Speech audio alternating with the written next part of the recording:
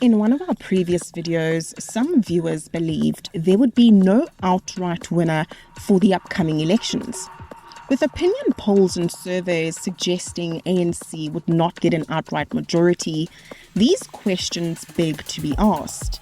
Is the DA on the right path with the Moonshot Pact? Will there be a coalition due to the ANC not getting an outright majority in the ballot? In this video, we are going to analyze the possible scenarios of which party coalitions would work best in South Africa's democracy. Because we are a financial education channel, we will stick to financial policies. But before we dig into this topic, please don't forget to hit that subscribe button, turn on your notifications, and rush to click that like button. Hello everyone, and welcome back to FinEd, your favorite financial education channel. Let's dive in. In a parliamentary system like South Africa's, a coalition government occurs when no single political party wins enough seats in the legislature, such as the National Assembly in South Africa, to form a majority government on its own. In such a scenario, multiple political parties must come together to form a coalition in order to govern effectively. Here's what a coalition government typically entails. A coalition government involves two or more political parties agreeing to work together to form a government. These parties may have different ideologies and policy priorities, but they come together based on shared objectives or the need to achieve a governing majority. The parties forming the coalition negotiate and agree upon a common policy agenda or platform. This often involves compromises and concessions from each party to accommodate differing viewpoints and priorities. Within the coalition, ministerial positions are typically allocated to representatives from each participating party based on their respective strengths and areas of expertise. This ensures that each party has a role in shaping government policy and decision-making. In a coalition government, power is shared among the participating parties. This means that decisions are made collectively and no single party has unilateral control over the government's actions. Coalition governments can face challenges relating to maintaining unity and stability, as disagreements between coalition partners may arise over policy issues or leadership decisions. However, successful coalition governments are often characterized by effective communication, negotiation, and compromise among the participating parties. Coalition governments are often more flexible and responsive to a diverse range of viewpoints compared to single-party governments. This can lead to more inclusive decision-making processes and a greater diversity of policy ideas being considered.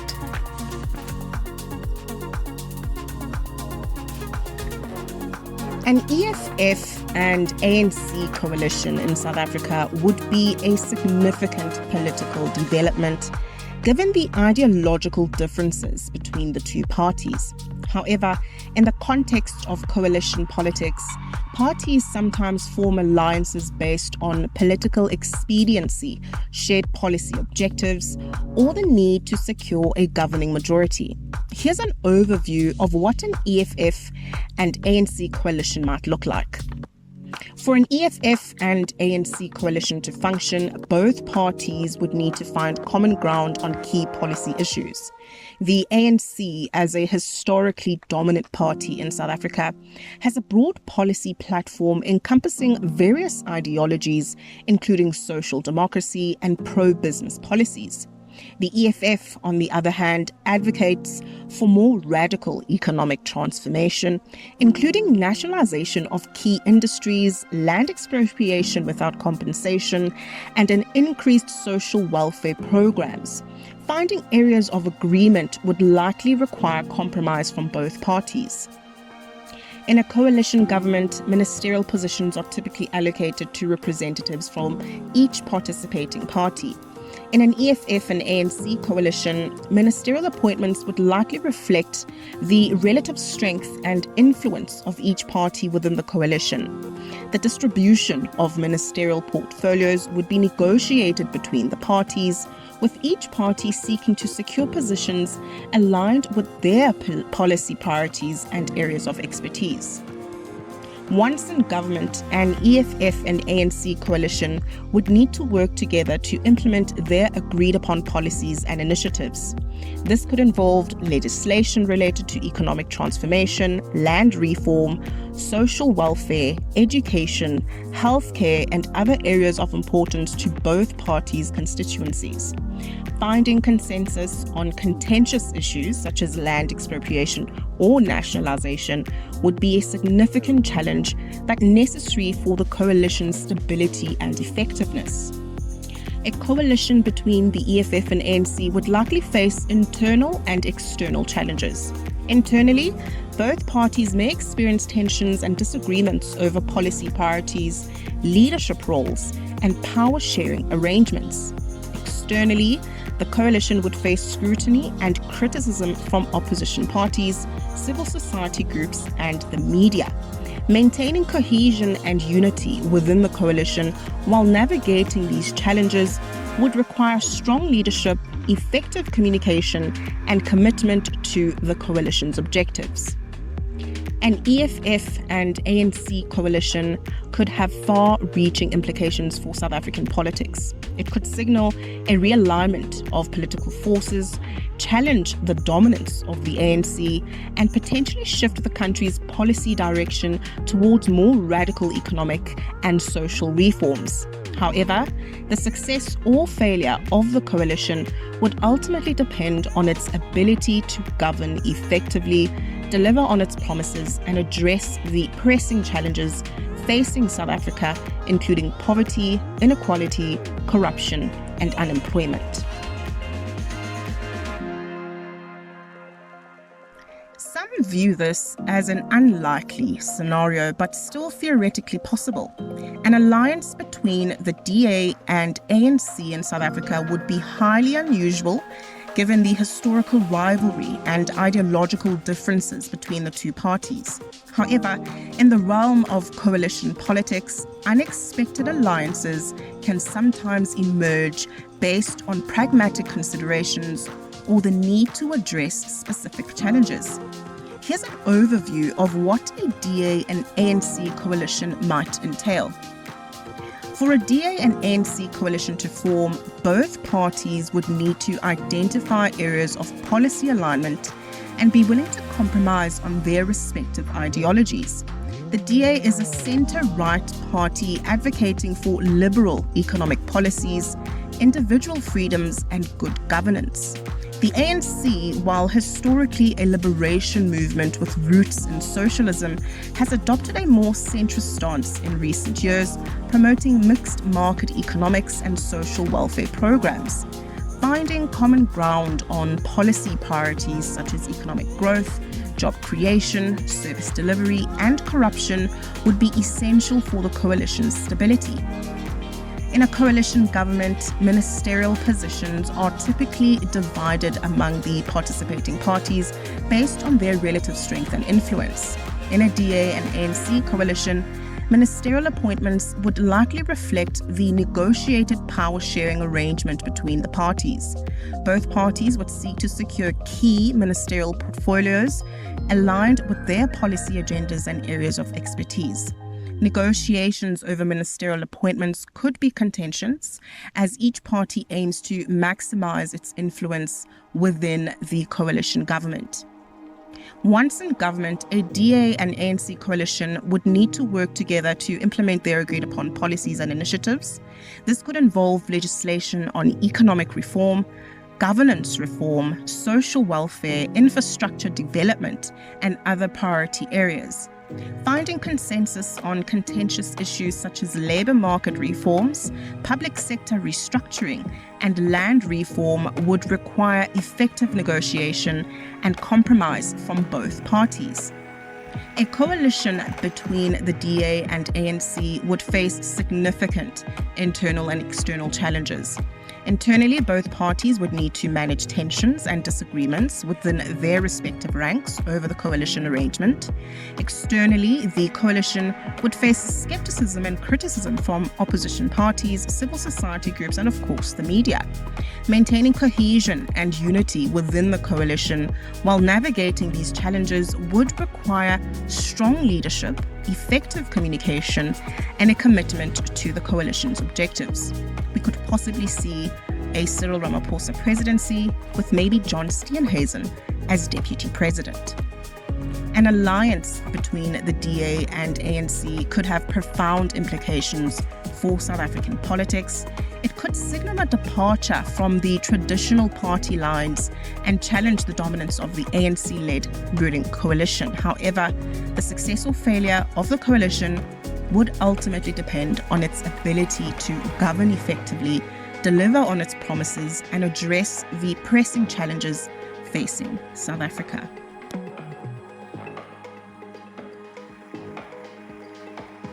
An alliance between MK and the ANC would be a coalition within the broader ANC-led ruling coalition, as MK is regarded by some as a constituency group within the ANC rather than a separate political party. However, it's still worth considering what such a coalition might entail in terms of policy priorities and governance dynamics. The primary focus of a MK and ANC coalition would likely revolve around addressing the needs and concerns of military veterans in South Africa. This could include policies related to veterans' healthcare, housing, employment opportunities, pensions, and other forms of support. The coalition would aim to ensure that the sacrifices made by former MK members are recognized and that they receive adequate assistance and resources. Given that MK is regarded as a constituency group within the ANC, there would likely be a high degree of policy alignment between the two entities. The coalition would work together to advance the broader policy agenda of the ANC, which may include priorities such as economic transformation, social welfare, infrastructure development, and job creation. Within the ANC-led ruling coalition, the MK faction could potentially wield significant influence on government decision-making, particularly on issues related to defense, security, and veterans affairs. MK members may be appointed to key positions within government departments or agencies responsible for these areas, allowing them to shape policy and resource allocation decisions. While an MK and ANC coalition would be united by their common affiliation with the ANC, there may still be internal dynamics and power struggles within the coalition. Competing factions or interest groups within the ANC, including MK veterans, may vie for influence and resources, leading to tensions and disagreements. Effective leadership and conflict resolution mechanisms would be necessary to maintain cohesion within the coalition. A coalition between MK and the ANC would likely have a limited direct impact on South African politics beyond the ANC's existing influence. However, it could signal the growing importance of constituency groups and interest-based alliances within the broader political landscape. The coalition would aim to advance the interests of military veterans while contributing to the ANC's broader governance agenda and political objectives.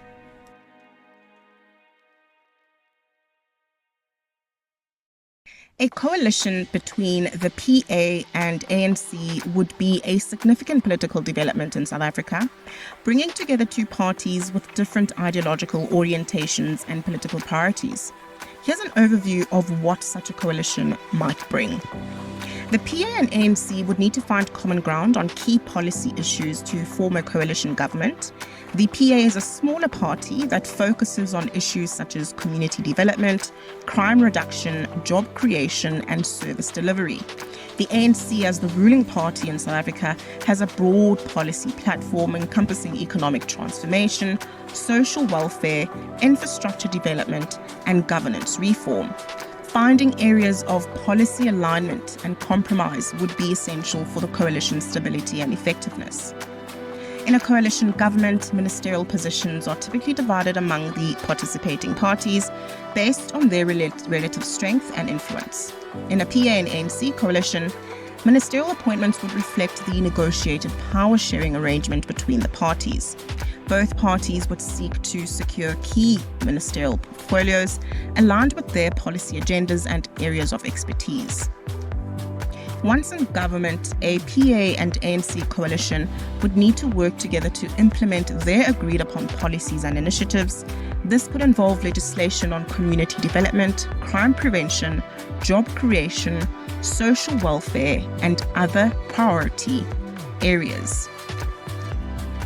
An alliance between the PA and ANC could have significant implications for South African politics. It could signal a realignment of political forces, challenge the dominance of the ANC-led ruling coalition, and potentially shift the country's policy direction towards issues prioritized by the PA, such as community development and crime reduction. An alliance between the IFP and ANC would mark a huge shift in South African politics, considering the historical rivalry between the two parties. However, coalition politics often necessitates unexpected alliances based on pragmatic considerations or the need to address specific challenges. For an IFP and ANC coalition to form, both parties would need to identify, once again, areas of policy alignment. The IFP is known for its focus on issues such as regional autonomy, traditional leadership, rural development, and cultural preservation. The ANC, as the ruling party in South Africa, has a broader policy platform encompassing economic transformation, social welfare, infrastructure development, and governance reform. These two parties would need to find common ground on policy priorities. This would essentially hinge on whether the success of the coalition will work. A coalition between the IFP and ANC would also face a lot of internal and external challenges. Internally, both parties would need to manage tensions and disagreements within their respective ranks over the coalition arrangement. An alliance between the IFP and ANC could have significant implications for South African politics. It could signal a departure from the traditional party lines, challenge the dominance of the ANC-led ruling coalition, and potentially contribute to greater political stability and cooperation across party lines. The Moonshot Pact refers to a hypothetical coalition or alliance between the DA and other South African political parties. This term gained traction in political discourse as speculation arose about the possibility of the DA and other parties, which are ideologically disparate, coming together to form a coalition government or partnership. An unlikely alliance is possibly the DA and EFF because they represent opposite ends of the political spectrum in South Africa. The DA is a centre-right party advocating for liberal economic policies, individual freedoms and good governance, while the EFF is a left-wing party promoting radical economic transformation, land expropriation without compensation, and an increased social welfare program. Forming an alliance between these two parties would require significant compromises and shifts in policy positions. And that's it for today's video. Which coalitions do you think might happen in these elections? Are there going to be any outright winners? Is the ANC going to win by 50 or even get 50 plus 1? Do you think that these coalitions might work? Do you think coalitions are useless? Please let us know in the comments. We love hearing your feedback. Thank you so much for watching the video. Please don't forget to leave a thumbs up. And until next time, cheers.